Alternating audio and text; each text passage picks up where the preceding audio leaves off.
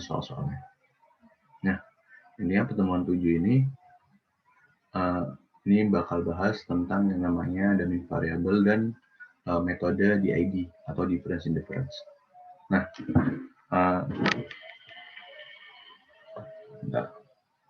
mungkin ini aja. Jadi mulai dari pertamanya banget. Intinya permasalahan di sebelumnya itu tuh kalian cuma bisa meregresikan yang sebelum tes ya maksudnya. Itu kalian cuma bisa meregresikan variabel yang bentuknya kuantitatif dan bentuk angka. Tapi kalau misal ada dua variabel lagi yang misal dalam bentuk kayak gini, kayak misal variabel namanya variabel kualitatif, di mana ada variabel Pulau Jawa dan luar Jawa nih, ada 1 dan 0. Nah, di sini kalian bakal bingung gimana cara regresinya karena kalian belum diajarin kan. Nah, jadi soal ini belum bisa diajarin. Nah, jadi intinya variabel yang kualitatif tadi itu sebenarnya bisa diregresiin. Caranya dengan mentransformasi dia ke dalam bentuk yang namanya dummy variabel. Nah, intinya variabel dummy ini dia itu mau mengkuantitatifkan variabel kualitatif. Simpelnya kayak gitu artinya. Jadi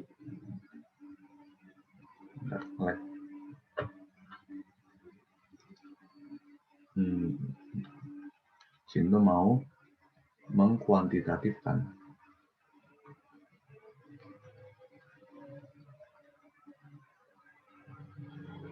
variabel kualitatif.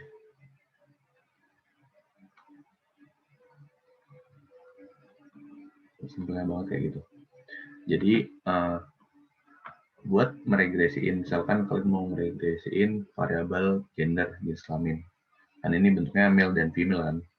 Di sini kalian nggak mungkin jadi male misalkan 100, female berapa 50 misalkan. Itu nggak bisa. Ini namanya variabel kualitatif. Kayak jenis kelamin, daerah, agama ini dijadiin bentuknya variabel kuantitatif. Dan bentuknya cuma ada dua, 1 dan 0. Dimana kalau 1, dia menunjukkan adanya suatu sifat, adanya kehadiran sifat. Kalau 0, dia menunjukkan sifat itu nggak ada.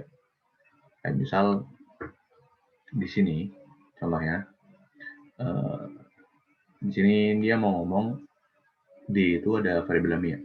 Jadi ada variabel Y-nya keterangan waktu, terus ada DI, yaitu letak rumah. Jarak ini variabel yang kuantitatif, dalam bentuk kilometer. Nah, si D ini variabel kualitatif kan, kayak Jakarta. Dia tinggal di mana? Dia misalkan Jakarta. Berarti nanti si D1 itu nanti jadi 1. Si D, kalau misal dia di Bogor, berarti dia jadi si D2. Kalau misal dia di Bekasi, karena di sini nggak ada, kita nggak mau meneliti variabel Bekasi, dia cuma Jakarta, Bogor, Depok, dan Tangerang. Jadi kita nggak, kalau ngomongin dia tinggal di Bekasi, berarti dia nggak termasuk. Berarti dia nggak ada. Nggak bisa masuk ke dalam variabel ini. Tapi sebenarnya kita bisa aja nambahin variabel Bekasi, misalkan D ini. Gitu. Jadi, tergantung gitu kalian misalkan mau bikin variabel apa ya? Yang pendidikan.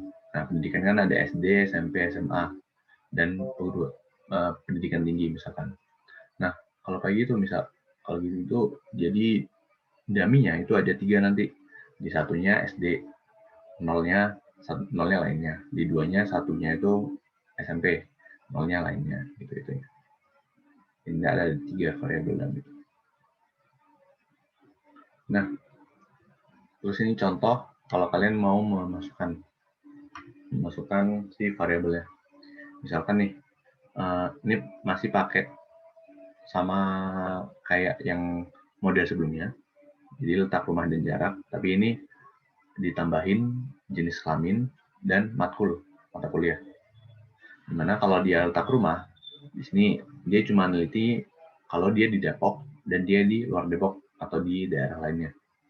Kalau jenis kelamin dia male dan female. Kalau matkul dia sulit dan tidak sulit. Gitu. Nah, terus misalkan nih ada soal Jika Prima tinggal di Depok dan menanggapi pengantar ekonometria sulit, maka model di atas menjadi kayak gini. Jadi karena dia tinggal di Depok, maka si letak rumah itu jadi 1 kan di Depok. Terus karena dia itu Prima ini nama cowok, berarti dia male, jadi dia 1, dia masuk. Terus karena dia menanggapi pengantar ekonomi sulit, maka dia juga 1.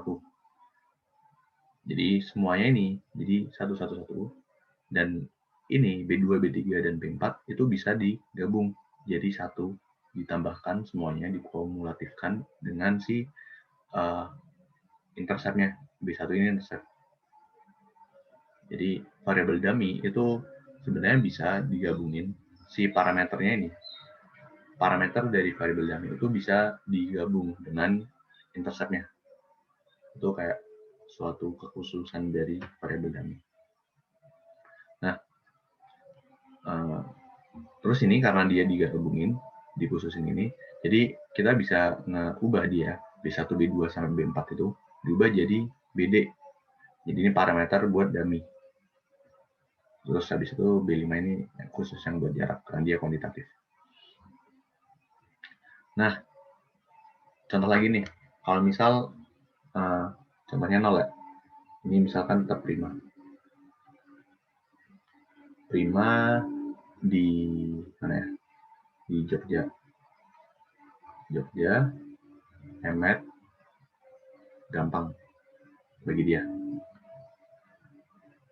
Nah, kalau kayak gini berarti kondisinya adalah ketepatan waktu si Y itu sama dengan si B1 tetap. Terus si B2-nya itu jadi B2 kan dia di Depok atau luar Depok ya. Nah, karena dia di Jogja, berarti dia bukan Depok kan. Dia masuk ke luar Depok, berarti dia 0. Jadi B2 dikali 0 ditambah B3. Nah, B3 di sini karena dia masih prima, maka dia 1. Terus habis itu apa nih? Emetnya dia gampang. Nah, kalau emet gampang berarti dia jadi 0 B4-nya plus B5 X5. Nah, kalau kayak gini jadinya berarti tinggal B1 plus B3 kan, karena B2-nya 0, B4-nya 0. Jadi B1 plus B3 plus B5 X5. Jadi 2 ini tinggal B1 plus B3 doang, karena yang lainnya 0. Gitu ya. Nah, terus tapi di sini kalian ada masalah. Kalian nggak bisa sembarangan masukkan variabel dummy, karena dia ada namanya dummy variable trap jebakannya. Jadi buat kalian masukkan variabel dummy, kalau misal jenis dari variabelnya itu ada 2, misalkan di sini male dan female, maka kalian cuma bisa memasukkan 1 variabel dummy doang. Jadi dummy-nya itu antara satunya tuh male, 0-nya female, atau enggak satunya female, satunya male. Nggak boleh dua-duanya dimasukin. Jadi cuma salah satu aja. Karena kalau misalkan dua-duanya dimasukin, misalkan nih, dia cuma ada 2 variabel dummy ya, male dan female, gender kan cuma 2. Nah, bukan gender sih, gender ada banyak ya, tapi seks kan cuma 1. Ini anggap aja seks, jenis kelamin, beda dengan gender kan aslinya. Jadi cuma ada 2 kan, male dan female. Nah, kalau kalian masukin dua-duanya, maka model di atas di sini, D1 dan D2 ini, dia bisa diubah jadi gini. D1 itu sama dengan 1 min D2. Karena di sini satunya kan dia male. Ini kan dia male. Male kan sama dengan 1 min female. Begitu juga di sini. Berarti ini apa nih? Ya, berarti male plus female sama dengan 1. Yang berarti ini kalau dia antara 2 variabel independen dijumlahkan terus sama dengan 1, maka dia namanya perfect multiple. Nah, ini masuk ke pelanggaran asumsi ke-7 di sebelumnya UTS. Yang berarti dia nggak boleh, dia nggak bisa diestimasi. Ini penyakitnya kayak fatal gitu. Karena itu di sini kalian cuma bisa masukkan salah satu aja. Jadi kalau gender ya satu doang, satu male atau satu lainnya. Atau enggak kalian bisa masukin yang female doang ini, yang di dua. Misal lagi yang pendidikan tadi kan ada SD, SMP, SMA. Misalkan D1 dia SD, D2 dia SMP, D3 dia SMA, D4 dia PT, perguruan tinggi. Nah, di sini kalau kalian mau meneliti 4 hal ini, maka kalian cuma bisa masukin 3 doang. Misalkan kalian mau meneliti SMP terhadap lainnya, SMA terhadap lainnya, PT terhadap lainnya. Nah, lainnya itu kalian cuma bisa milih 3 doang. Jadi kalian bisa ngapus satu, bisa SD-nya dihapus, atau enggak si PT-nya ini yang dihapus, terserah kalian. Dan ya dari seluruh jenis itu kalian cuma bisa masukin dikurangin satu, jumlah kategori dikurangin satu, harus dikurangin satu. Nah, sekarang apa nih? Ya, sekarang interpretasinya. Jadi dari tadi ini kita ngomongin 1010 kan, tapi nggak tahu itu interpretasinya gimana. Nah, jadi misalkan yang ini lokasi firm, Y-nya produktivitas, D-nya lokasi firm, terus ada XI, dia bentuknya kuantitatif, firm size. Nah, di sini kita harus membedakan mana yang variabel dummy dan mana yang variabel kuantitatif, karena di sini parameternya beda. Buat yang variabel dummy, dia bentuk parameternya dia sama dengan si parameter yang intercept, alpha namanya. Kalau di sini dia beta, jadi beda ya, bedain. Karena kalau misal di sini lokasi formnya 1, maka dia bisa digabungin. Tapi ini nggak bisa si form size ini digabung dengan si parameter, si intercept itu nggak bisa. Jadi khusus buat variabel dummy itu bisa digabung dengan si intercept. Jadi di sini dia interpretasinya kayak gini. Misalkan lokasi formnya 1 di Jawa, 0 di luar Jawa. Misalkan berarti kalau kita menurunkan secara matematis, maka bentuknya kayak gini kan. Nah, kalau bentuknya kayak gini, itu artinya jika dummy variabel berubah dari ini salah ya? Bukan salah sih, ini kurang benar. Harusnya ini jika dummy variabel adalah 1, maka YI akan naik sebesar alpha 1 dibandingkan dengan 0. Jadi betul sebenarnya.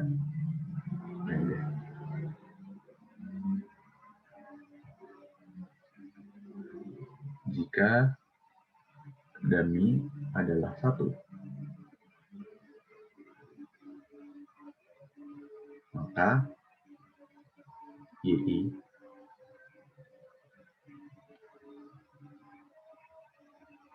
akan naik sebesar alpha 1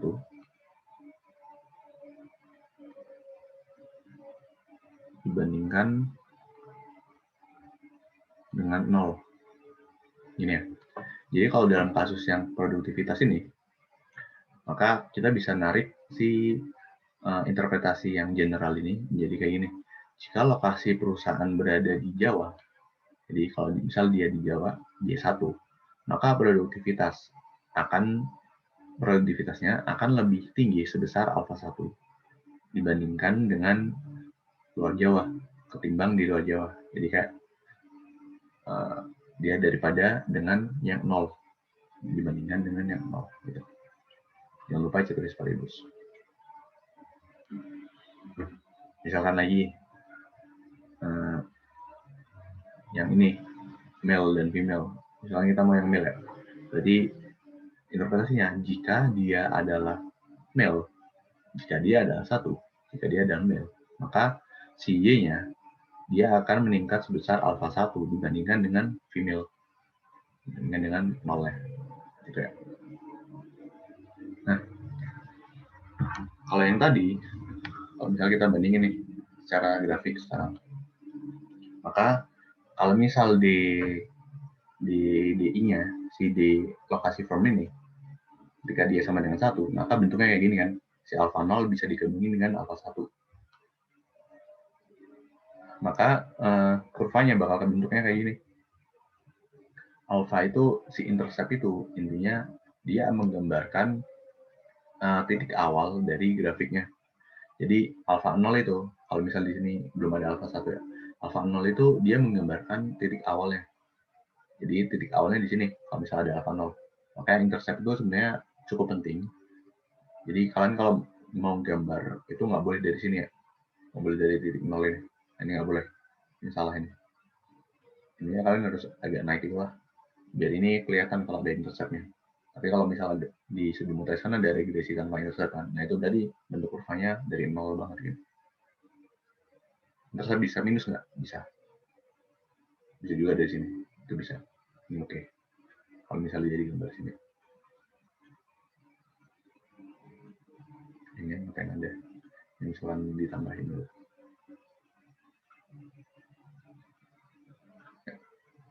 Ini bisa. Nah, di sini jadi kalau misal karena di sini variabel dummy itu bisa si parameter variabel dummy itu bisa digabung dengan alpha dengan intercept, maka ketika ada variabel dummy dan dia sama dengan 1, maka si titik awalnya jadi segini sekarang, bukan segini. Bukan segini. Jadi bentuknya dia lebih ke atas sedikit gitu.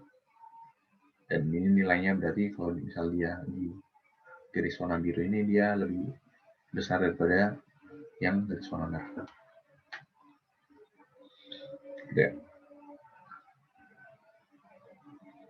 Nah, sekarang contoh lagi, misalkan kita interaksikan. Jadi interaksikan itu menggabungkan atau mengkalikan variabel dummy dengan variabel kuantitatif. Sekarang di sini lokasi firm, tetap lokasi firm, Jawa dan luar Jawa. Nah, sekarang XI-nya diganti besar jumlah tenaga kerja atau jumlah labor dari perusahaan tersebut, si XI-nya. Nah, terus tambah nih satu lagi variabel baru, B2. Dia adalah perkalian dari variabel dummy, variabel lokasi firm, dengan variabel jumlah tenaga kerja. Jadi artinya apa? Kalau misal si koefisien B2 itu signifikan, di sini B2 signifikan, maka slope atau slope itu si slope-nya itu dia dinamakan dengan NPL. Jadi perkalian dari DI dan XI itu adalah NPL namanya.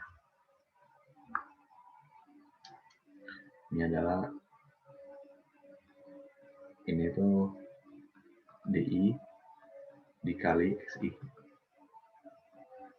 Jadi dia adalah NPL. Nah, kalau dia signifikan, maka NPL antara Jawa dan luar Jawa itu berbeda. Jadi beda ya. Kalau misal si alfa 1 dia signifikan, maka kita cuma bisa ngomong kalau bukan NPL, tapi karena di satu itu lokasi firm, maka lokasi firm yang ada di Jawa dan luar Jawa itu berbeda. Nah, beda kan? Nah, interpretasinya agak beda gitu antara alfa 1 dengan B2. Nah, sekarang misal ini contoh grafik lagi. Contoh grafik kalau misal DI-nya, D1-nya itu dia sama dengan 1. Dia di Jawa sekarang. Maka kalau dia sini sama dengan 1 di Jawa, maka alfa 0 bisa digabungin dengan alfa 1 kan. Nah, berarti ini intercept di Jawa. Nah, si B2-nya karena dummy-nya itu sama dengan 1, maka dia bisa digabungin nih, B1 dengan B2. Kenapa? Karena si D1 di sini, ini kan aslinya D1 ya. Ini variabel dummy. D1. Ini dia sama dengan 1. Jadi ini aslinya B2XI kan. Jadi 2 ini bisa digabungin. XI dikali dalam kurung B1 plus B2. Ini bentuknya kayak gini. Sedangkan kalau dia 0, maka B2-nya itu juga 0, A1-nya juga 0. Jadi bentuk yang merah ini sama dengan kurva yang sebelumnya. Kurva yang di atas ini. Sama dengan kurva ini. Tapi yang kurva warna biru ini, kurva warna biru ini beda dengan kurva yang di sini. Karena di sini kurvanya dia ada perkalian dengan variabel yang interaksi, variabel interaksi atau variabel perkalian si x ini. Jadi bentuknya itu lebih bukan linear lagi, tapi lebih agak ke atas, lebih inelastis. Yang tadi kan bentuknya kayak gini nih, kalau misalnya nggak ada variabel interaksinya. Sekarang bentuknya agak ke atas. Oke. Ini karena ada tambahan si tambahan variabel interaksi. Nah, sekarang kita mau ngebandingin antara ini kan kalau misal case-nya ini ya, case-nya masih ada variabel interaksi. Nah, kita mau bandingin antara kalau misal alpha 1-nya 0, alpha 2-nya beta 2-nya 0 dan dibolak-balik. Jadi ntar totalnya ada 4 kasus. Misal nih, pertama, kalau misal alfanya 0, alpha 1-nya 0 dan beta 2-nya 0, maka kalau misal di sini kita tarik di sini alpha 1 0. Berarti ntar dia bakal jadi secara matematis ya.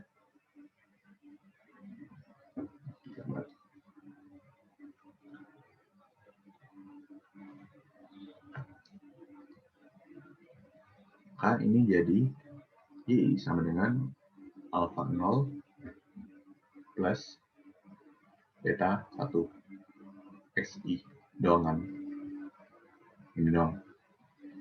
Nah, karena itu kita bisa ngomong karena si alpha 1 ini ngomongin tentang model Jawa dan luar Jawa, maka kalau misal dia sama dengan 0, berarti ya udah Jawa dan luar Jawa nggak ada bedanya atau sama. Nah, si beta 2 itu juga 0. Yang berarti beta 2 kan menggambarkan MPL. Ini marginal produktivitas ini MPL. Tahu dia di sini adalah MPL. Nah, berarti kalau kayak gini, maka kita bisa ngomong MPL di Jawa dan luar Jawa itu juga nggak berbeda atau sama. Maka bentuk kurvanya bakal kayak gini doang.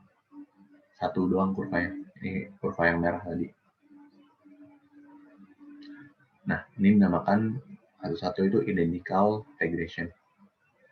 Karena A1 dan beta 2-nya 0. Jadi dia cuma ada satu kurva doang. Nah, sekarang kalau misal si alpha 1 itu nggak sama dengan 0, si beta 2 sekarang 0. Maka nanti bentuknya itu jadi ini dari sisi doang. Oh, ada nih.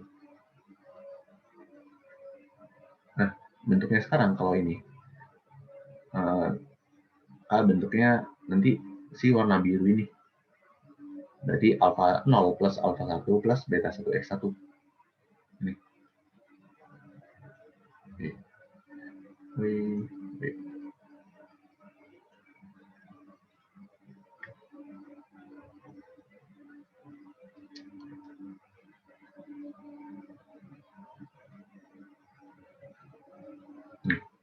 Jadi karena alpha 1-nya nggak sama dengan 0, jadi dia maksudnya sama dengan 1 ya. Sebenarnya bisa ganti sih, bukan tidak sama dengan, tapi sama dengan 1. Beta 2-nya 0. Maka karena beta 2 masih dianggap, berarti ini masuk ke parallel regression. Ini case-nya sama dengan kasus yang pertama. Kasus yang ini. Ini case 2. Ini case 2. Ini 2 lah. Ini case 2. Terus si kasus ketiga sekarang itu kalau misal alpha 1-nya 0, tapi sekarang beta 2-nya yang nggak sama dengan 0. Maka nanti kalau misal dibandingin dengan si apa namanya, slope yang warna merah ini, maka bentuknya jadi warna biru nih. Jadi dia masih dalam slope yang sama. Masih dalam bentuk yang sama. Tapi sorry, ini kayaknya salah deh. Nggak pakai alpha 1. harusnya alpha 0 plus beta 1 plus beta 2 XI. Harusnya gini. Jadi karena dia sama dengan alpha 0 dua-duanya, maka dia dimulainya titik awalnya itu sama dengan sama-sama dari sini.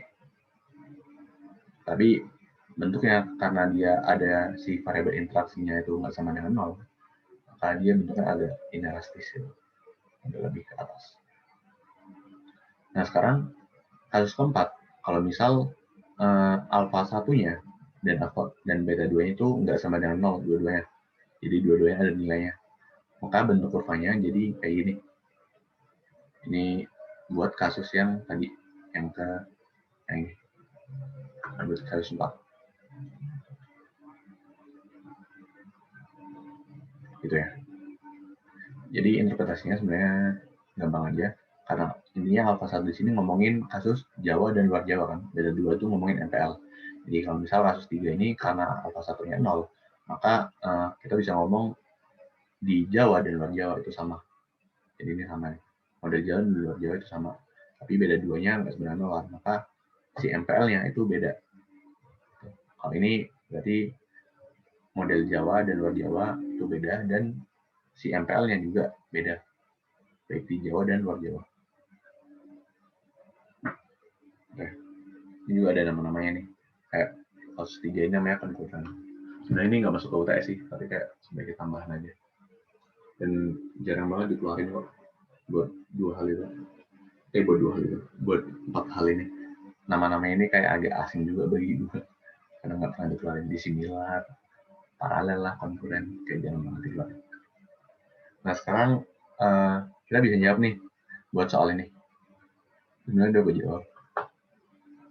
Jadi sekarang ini ya, beneran kelihatan. Nah ini ada soal. Intinya di sini Y-nya produktivitas, B2-nya firm size, B3-nya cut labor, B4-nya Jawa, B5-nya Jawa firms. Yang berarti Jawa firms ini interaksi antara variabel dummy si pulau Jawa dan Jawa dan firm size, atau si total tenaga kerja. Interaksi si Jawa firms. Nah, jadi kalau misal di sini udah ada variabel, udah ada hasil regresinya antara model ini. Terus tanya, sekarang tulislah persamaan yang menyatakan dampak firm size terhadap produktivitas untuk Pulau Jawa dan luar Jawa. Jadi untuk dua-duanya nih. Jadi kalau misal Pulau Jawa itu ada dan Pulau Jawa itu nggak ada, atau misal maksudnya itu di luar Jawa. Jadi kalau misal di Jawa, jika misal Jawa ada, maka ini berarti ini kalau misal dihubungkan ke kasus yang tadi, berarti ini kalau Jawa ada berarti Jawa kan B4 kan. B4 itu nggak sama dengan 0, si B5 itu juga nggak sama dengan 0. Kasusnya kayak gini. Nah kalau di luar Jawa, maka ini kasus keempat ya. Ini berarti. Kalau misal di satu ini. Kasus keempat. Apa sih? Nah kalau ini, kasusnya B4, dia sama dengan 0. Tapi B5 juga dia sama dengan 0. Ini kasusnya kasus pertama.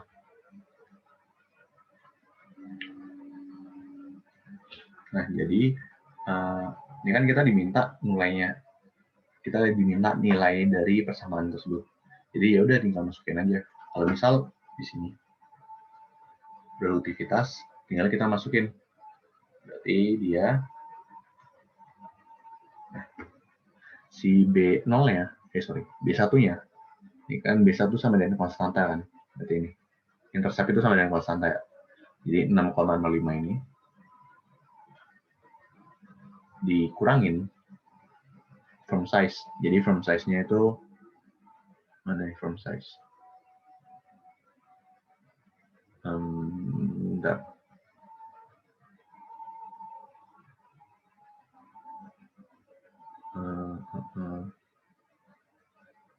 Bentar, kayaknya gue agak salah deh.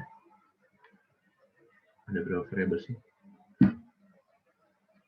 Oh, ini cup labornya nggak gue masukin, sorry ya. Bentar. Min 1,83. Oke.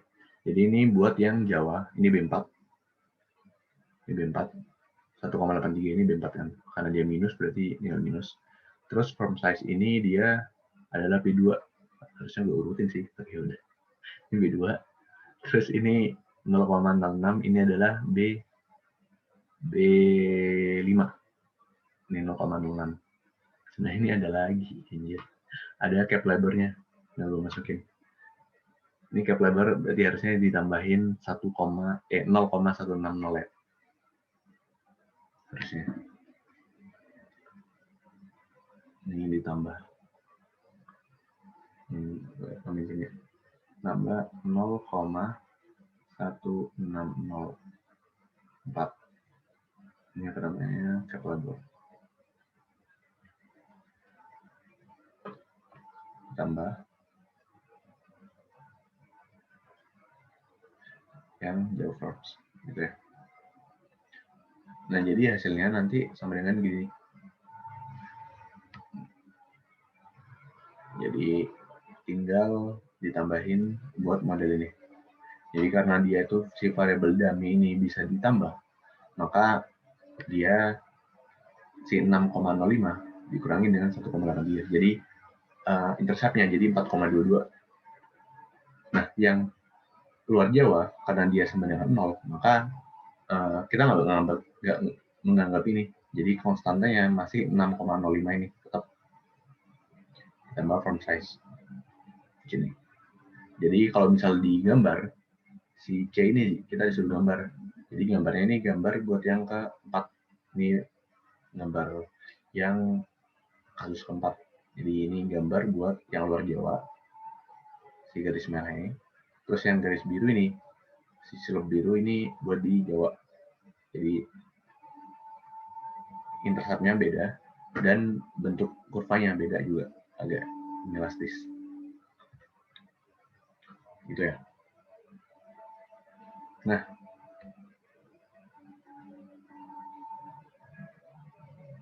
sorry, kayaknya ini gue lagi halu deh. Ini karena dia interceptnya dia dikurangin, jadi harusnya Jawanya mulainya dari sini ya, bukan dari atas ya. Jadi hati-hati ya. Jadi harusnya bentuknya kayak gini.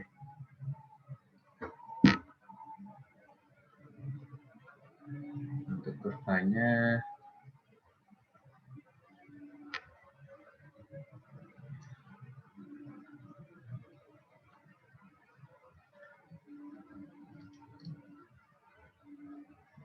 ini kecil aja. Jadi ini buat yang luar Jawa. Jadi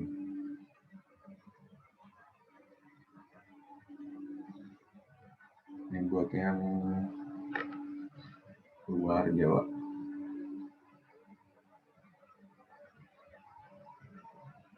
Nah sekarang buat yang di Jawa. Tadi Jawanya karena interceptnya dia lebih kecil daripada yang luar Jawa, jadi bentuknya kayak gini. Tapi karena dia inelastis, maka dia bentuknya agak ke atas. Jadi ini buat yang Jawa.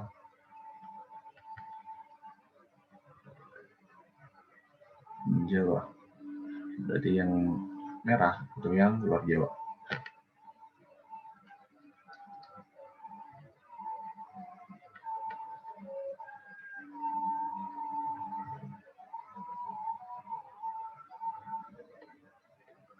Inform size ini productivity. Jadi ini di sini kan alpha 0 kan.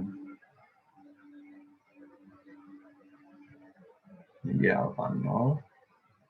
Terus yang di sini dia alpha 1.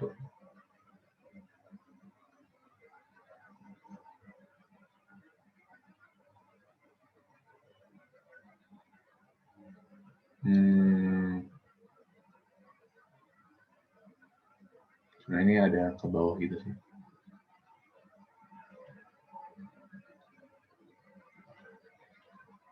Bentar, masih biru. Ya, benar. Nah, ini alpha 1. Ini alpha 1. Gini ya, bentuknya. Jadi ini salah. Nggak kuningin. Ini salah. Yang ini ya. Oke. Jadi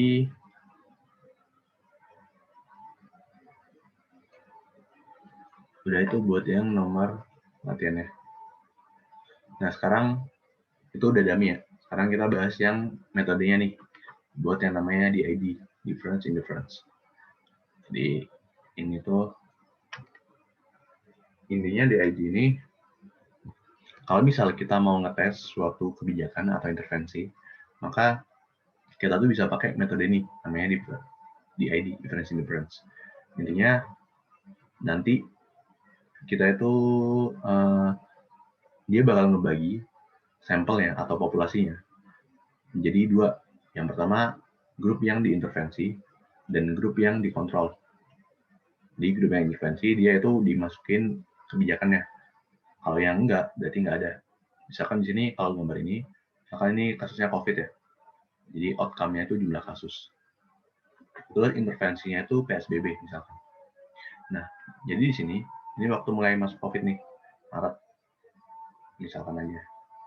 Nah, terus waktu ada kebijakan PSBB, si T1 ini waktu udah PSBB, misalkan April.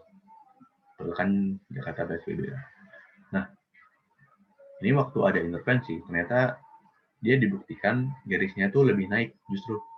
Jadi ini ada intervensi efeknya, efek dari intervensi itu. Jadi kita bisa menyimpulkan kalau misal dengan DID nih, oh ternyata dengan ada intervensi PSBB justru kasus dari COVID itu tambah naik daripada kalau misal nggak ada intervensi. Kalau misal nggak ada intervensi dia cuma konstan segini. Konstan diferensinya juga segini. Jadi karena ada intervensi dia jadi naik ini. Berarti ya kesimpulannya PSBB nggak efektif dalam menangani jumlah kasus harian. Misalkan gitu. Nah, ini metodenya itu namanya RCT. Metodenya susah banget. Kayak ini nggak mungkin bisa diolah sama S1 ya. Tapi DID ini masih relevan buat dipakai buat S1, tapi ya cukup susah lah karena harus metodenya primer gitu. Sekundernya tuh cuma ada di kalau misalnya pakai data itu cuma bisa pakai FLS karena dengan DID ini sampelnya itu harus sama. Jadi DID kan antar waktu dan antar intervensi. Jadi di sini ada sebelum kebijakan dan setelah kebijakan. Dan adanya intervensi juga, diberi intervensi nggak diberi intervensi. Jadi nanti sampelnya itu harus sama. Jadi sampel antara sebelum dan sesudah kebijakan itu harus sama. Karena itu agak ribet gitu. Kalau misalnya pakai DID. Tapi ini yang penting buat dia jadi EMET karena kita bisa ngerti ini metode basic dari yang adanya dari variabel. Makanya dimasukin ke yang materi yang dummy ini. Karena DID itu buat sebagai dasarnya itu dasar dari variabel dummy. Jadi model umum DID kayak gini. S ini adalah intervensi. T itu adalah time. Nah, si B3 itu adalah perkalian atau variabel interaksi antara T dan S, antara time dan intervention. Jadi, kalau misalnya kita melihat di ID, itu kita melihatnya cukup dari B3-nya aja. Jadi, kalau misalnya B3-nya signifikan, maka kita bisa ngomong ada pengaruh signifikan dari intervensi kebijakan pada YI. Jadi, kalau misal S doang signifikan, tapi B3-nya nggak signifikan, berarti kita nggak bisa ngomong intervensinya signifikan. Intervensinya mempengaruhi. Gitu ya. Jadi yang ngaruh itu yang B3 doang. Jadi bentuk kurvanya kayak gini. Si B0 ya udah ya, ini intercept biasa. Nah, si B2 itu variabel waktu. Jadi dia nggak masuk ke dalam titik awalnya.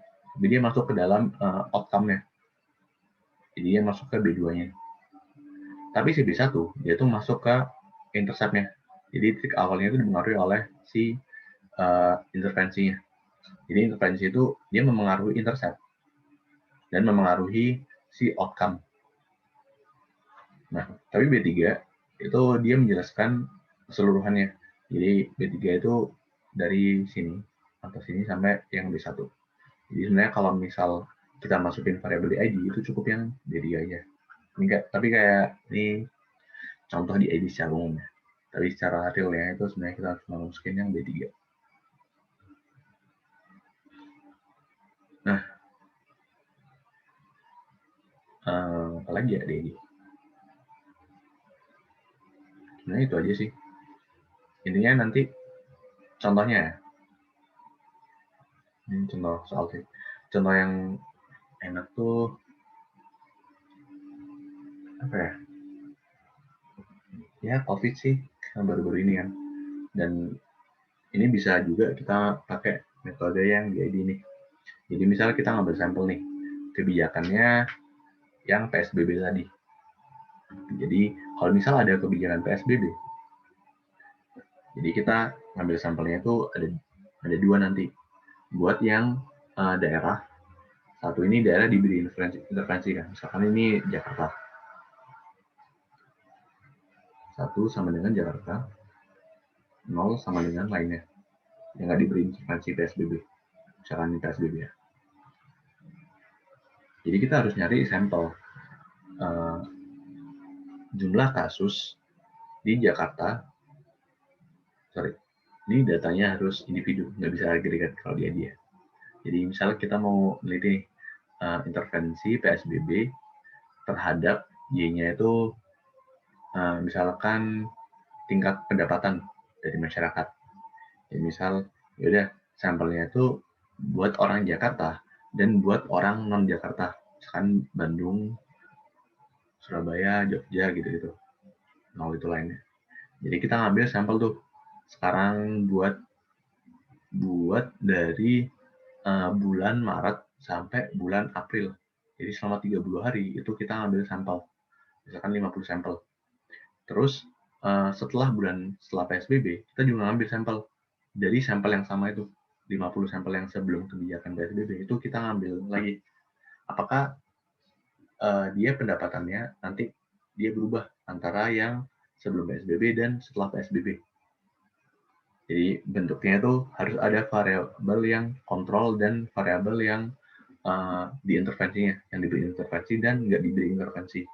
Dan harus setelah kebijakan dan sebelum kebijakan. Jadi ada 4 nih bentuknya. Makanya ini agak ribet jadi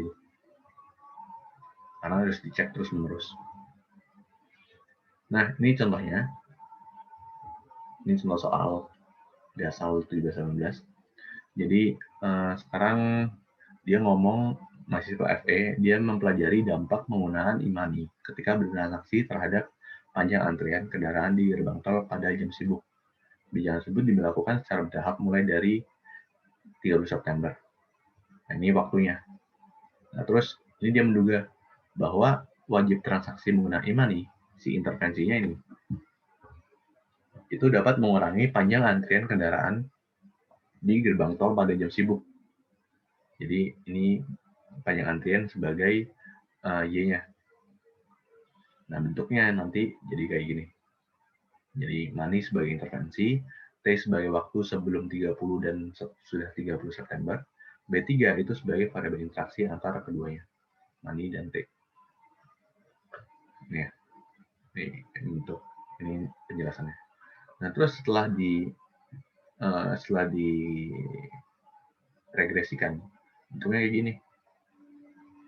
Nah, ini cukup menarik karena di sini kalau kita lihat si variabel time-nya itu dia nggak signifikan, tapi variabel yang money kali T itu signifikan. Jadi ini ada suatu hasil yang menarik itu karena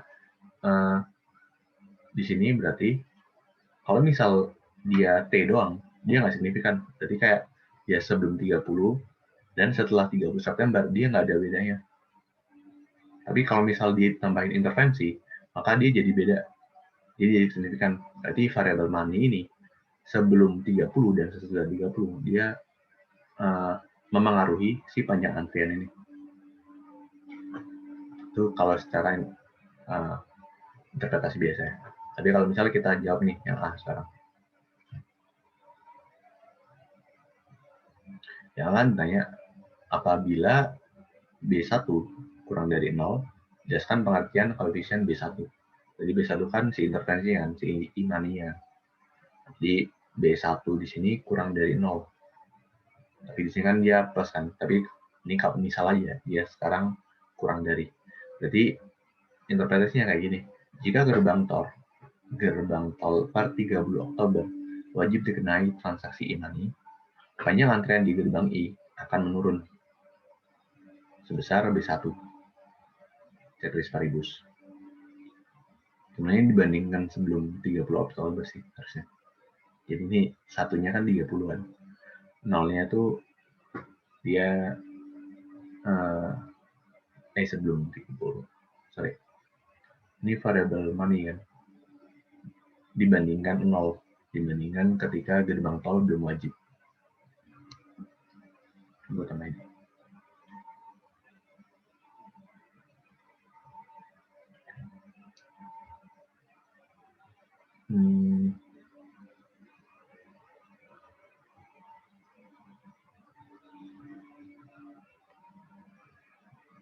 Dibandingkan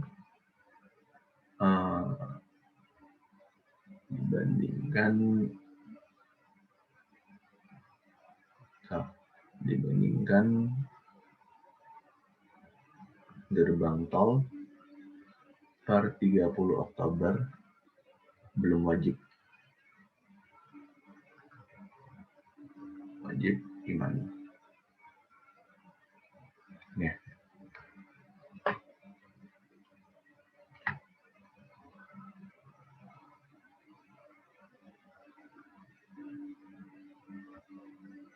Jadi dibandingkan dengan 0, jangan lupa karena ini variabel dummy. Nah, terus yang B, jelaskan pengertian koefisien B2. B2 kan berarti si T kan. Jadi kalau T, B2 itu digunakan untuk melihat pengaruh intervensi transaksi imani terhadap panjang antrean gerbang tol sebelum dan sesudah transaksi imani diberlakukan. Ya.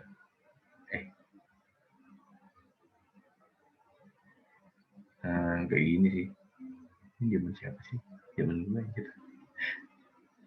Ya ini yang B2 itu berarti kita jelaskan pengertiannya aja. Jadi B2 itu dia digunakan untuk melihat pengaruh dari pengamatan panjang antrian di gerbang tol pada 30 Oktober dan setelah gerbang tol pada waktu 1 Januari ini. Gitu ya. Kalau B2. Intinya kita jelaskan si variabel T-nya. Nah, terus sekarang kalau C, jelaskan maksud digunakannya variabel interaksi money kali T jika B3 dia kurang dari 0. Dan jelaskan pengertiannya. Nah, berarti ini ya mirip lah kayak ini. Karena dia minus juga kan. Berarti kita anggap aja kita interpretasikan yang ini ya.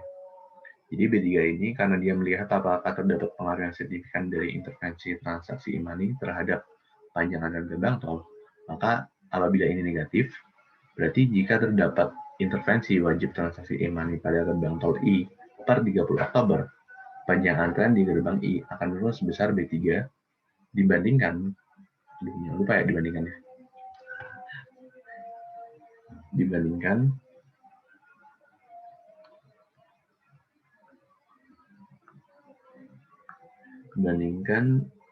dengan sebelum diberikan intervensi imani. Ini ya. Ceteris paribus. Nah, terus yang D, berdasarkan hasil dugaan model pada tabel di samping, dapatkah dibuktikan bahwa transaksi menggunakan imani signifikan mengurangi panjang antrian kendaraan di gerbang tol. Gambarkan grafik dimensinya. Nah, berarti kita lihat p-value-nya. Karena p-value-nya di sini signifikan, 0,00, berarti kita bisa ngomong, iya, berarti dia dibuktikan kalau iman nih, dia signifikan mengurangi panjang antrian. Dibuktikan dengan p-value-nya yang 0,00. Gambarnya kayak gini. Berarti ini frekuensinya, ini B1 ini yang T-nya, B1 ini imannya, B2-nya ini T-nya. Gambarnya precision aja.